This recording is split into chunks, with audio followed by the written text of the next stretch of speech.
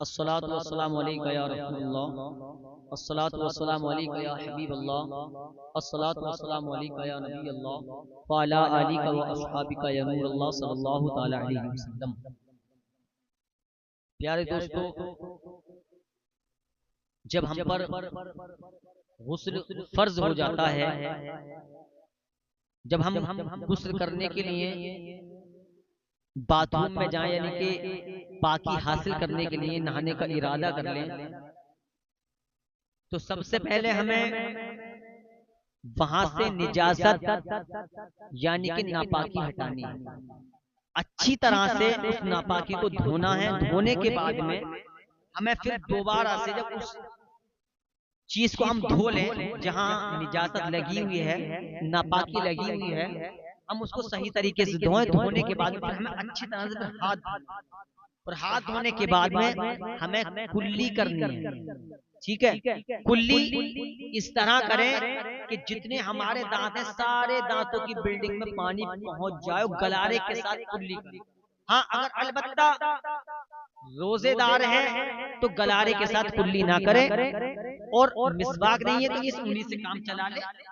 ठीक है, ये हमारे लिए सबसे बेहतर तरीका है कि गलारे के साथ करें। अलबत्ता रमजान हो, तुम्हारा रोजा हो, तब ये गलारा ना करें। ठीक है, उसके बाद में नाक में पानी चढ़ाएं। गुस्ल का तरीका बता रहा हूँ। नाक में पानी कहाँ तक?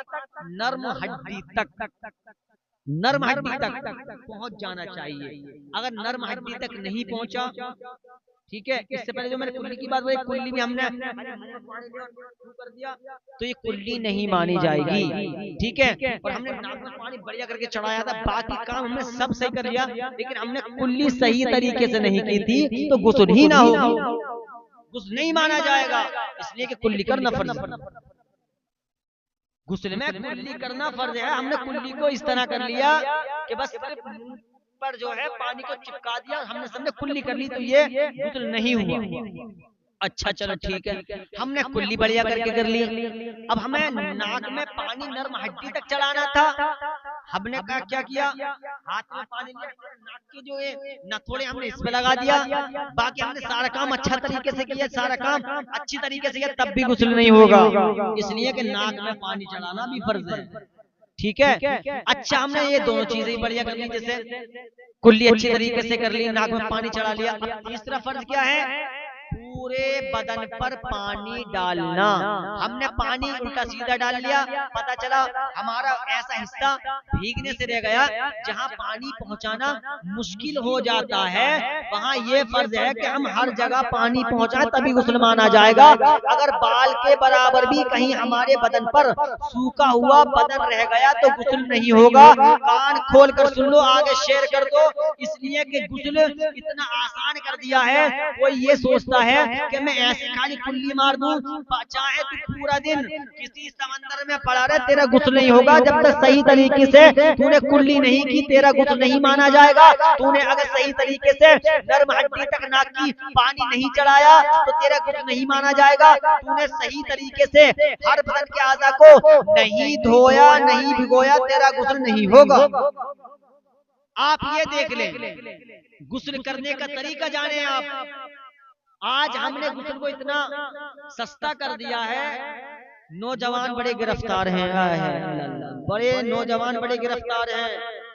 मान लो एहतराम हो गया रात में, उन्हें नाइट फेल हो गया, तो वो तो ये समझते हैं कि बाल्टी भरी 4.5 मग्गे लोटे सिर पे, और उसको ये समझते हैं कि हम पाक हो गए। जिंदगी भर ना तरह पाक नहीं हो सकता।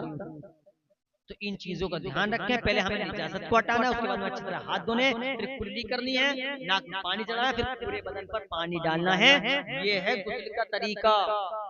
खुद भी गुस्ल का तरीका सीखें, अपने बच्चों को सिखाएं। जब तुम अपने बच्चों को, हम अपने बच्चों को शुरू से बचपने से ये गुस्ल का, नमाज का तरीका सिखाएंगे तो इंशाअल्लाह ताला जब बच्चे के अंदर ये सलाहियत पैदा हो जाएगी तो इंशाअल्लाह ताला मेरा ईमान कहता है वो नमाजी भी बन जाएगा और आशिक रसूल।